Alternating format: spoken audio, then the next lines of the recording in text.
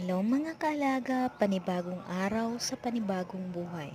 Ngayon ay ipapakita ko sa inyo ang aking mga tanim, kagaya na lamang ng mga kamote, mga okra, mga aloe vera, mga sili, at nandito din ang aking alagang pusa na ang pangalan ay si Peanut.